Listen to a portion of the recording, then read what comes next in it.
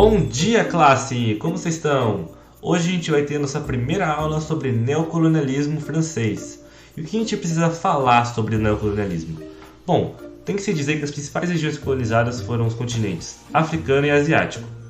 E a principal característica foi o interesse na matéria-prima barata e com o objetivo de ampliação do mercado consumidor, por causa da grande evolução na industrialização que estava ocorrendo na Europa no momento, o que necessitou de mais pessoas, mais mercado consumidor, para comprar os produtos que eles produziam.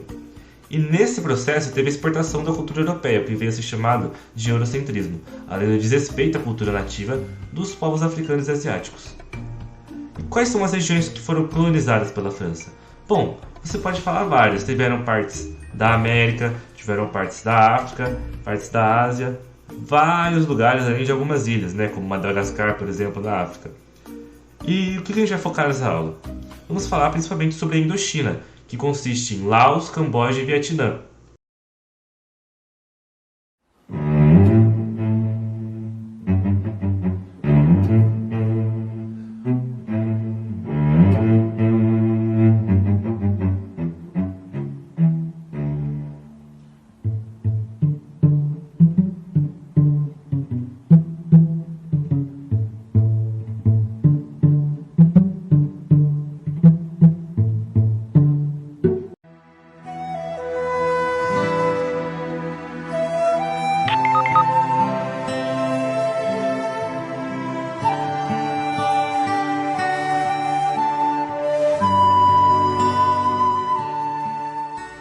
A colonização francesa na Indochina ocorreu a partir do século XIX.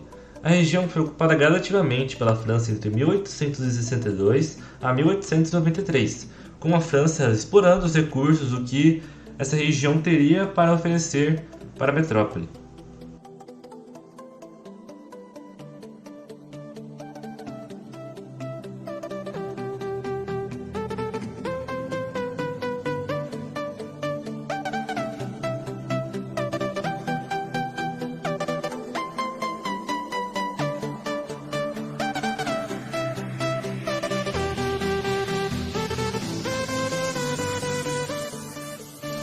Um dos conflitos que ocorreram nessa região foi a conhecida Guerra da Indochina, que foi motivada por nada mais nada menos do que o desejo do movimento vietnamita em obter a independência do Vietnã e o fim do domínio colonial na região. A consequência desse conflito foi o fim da colonização francesa nesse território e a independência e divisão do Vietnã em duas nações distintas, Vietnã do Norte e Vietnã do Sul. Professor, eu tenho uma pergunta. Como que ocorreu a Guerra da Indochina? Bom, para responder essa pergunta, vamos ter que entender o contexto. O domínio dos franceses se estendeu até 1940, quando essa região foi atacada e conquistada pelos japoneses durante a Segunda Guerra Mundial.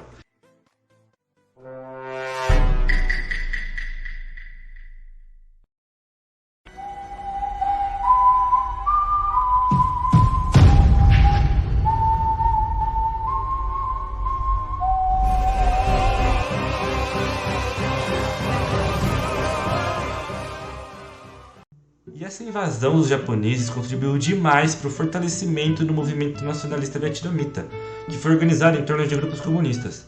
Além de expulsar os japoneses, os nacionalistas vietnamitas tinham como objetivo alcançar a independência do Vietnã e assim pôr fim ao domínio colonial dos franceses.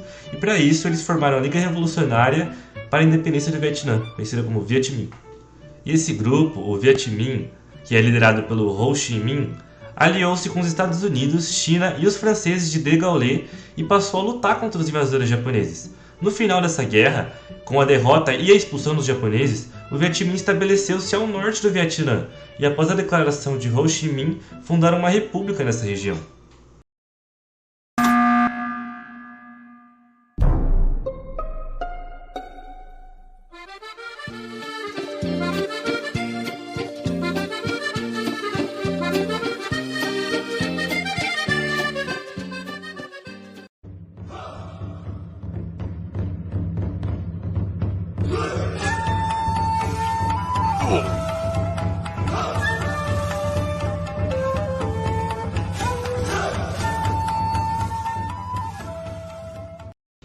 E essa república, criada pelos comunistas, instalou-se numa região que, teoricamente, deveria ser ocupada pelos franceses, porque a Liga das Nações Unidas havia definido a divisão do Vietnã a partir do chamado Paralelo 17.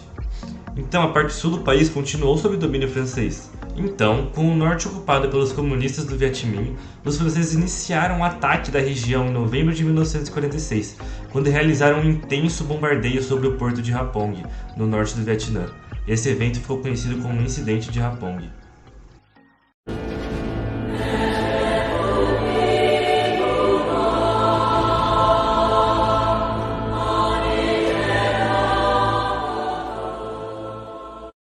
A Guerra da Indochina colocou frente a frente duas forças completamente díspares e desiguais em força. Os franceses possuíam um exército formado por soldados oriundos de diferentes colônias francesas na África e na Ásia e apresentavam um poder de fogo superior, além de contarem com o apoio dos Estados Unidos a partir de 1949. Professor, eu tenho mais uma pergunta. E a França, ela era muito forte? Tipo, como os vietnamitas venceram eles? Bom, isso pode ser explicado de uma forma muito simples. O exército Viet Minh, liderado por Vo Nguyen Ap, sabia que não seria capaz de manter um combate aberto contra as tropas francesas. Assim, o Viet Minh adotou a tática de guerrilha e promoveu operações de sabotagem contra os franceses e ataques surpresa de grande intensidade, seguidos de fugas estratégicas pela floresta densa ou regiões montanhosas do Vietnã. Então você percebe que eles usavam muito do seu meio ambiental ali para lutar na guerra, né? Um meio muito inteligente de se lutar. Foi assim que eles venceram os franceses.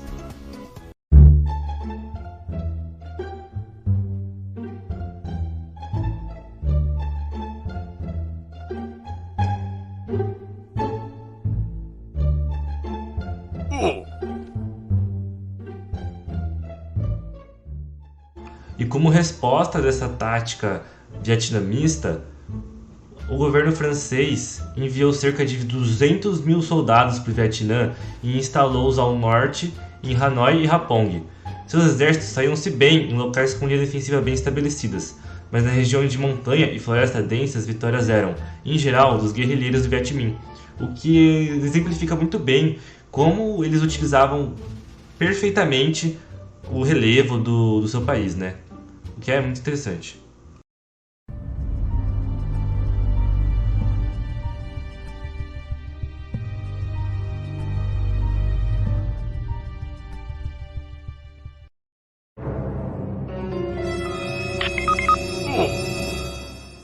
E com a vitória dos comunistas na Revolução Chinesa de 1949, o equilíbrio de forças no conflito foi alterado e o Viet Minh passou a receber apoio dos chineses e dos soviéticos. Em 1953, a França estava com cerca de 450 mil soldados do Vietnã. No entanto, a opinião pública francesa começava a pressionar o governo pelo fim da guerra.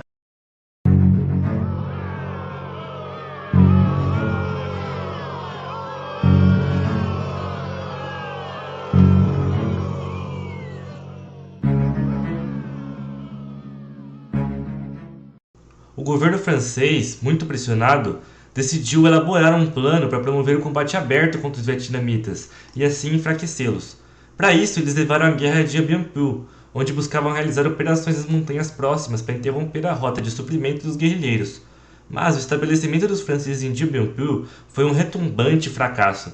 A cidade, ocupada por 16 mil franceses, foi cercada por mais de 50 mil soldados do Viet Minh, que promoveram um intenso bombardeio. Os bombardeios, aliados ao assalto final que ocorreu em 1945, forçaram os franceses a abandonarem a cidade de Dien Bien Phu e a amargarem um total de 2 mil mortos.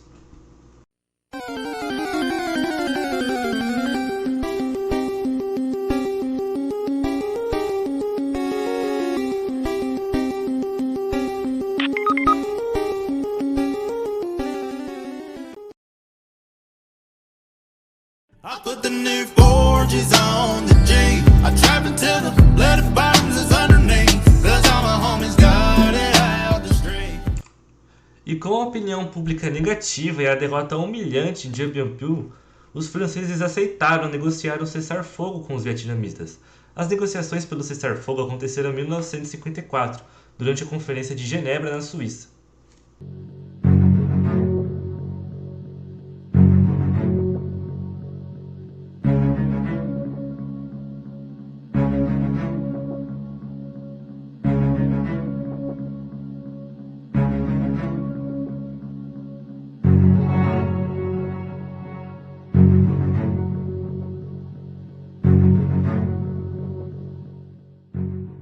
Durante essa conferência de Genebra, foi ratificada a independência do Vietnã, bem como as independências de Laos e Camboja.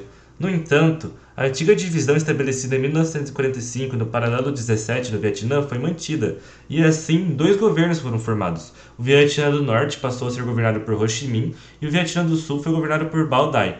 E essa nova configuração do Vietnã, somada às tensões do período da Guerra Fria, levou o Vietnã a um novo conflito a partir de 1959, quando os dois governos estabelecidos entraram em guerra. A unificação do Vietnã, definida para ocorrer em 1955, só foi ocorrer em 1976, após a Guerra do Vietnã. Mas isso é assunto para outra aula. Alunos, parece que o nosso tempo acabou. Essa foi a aula de hoje, espero que vocês tenham gostado. Eu sei que vocês devem estar aí ansiosíssimos para sair, né, e descansar. Então, é isso, meus alunos. Obrigado pela aula, pela atenção e até mais. Valeu, professor, pela aula. Até mais. Aí, galera, hora de jogar vôlei. Bora! Uhul!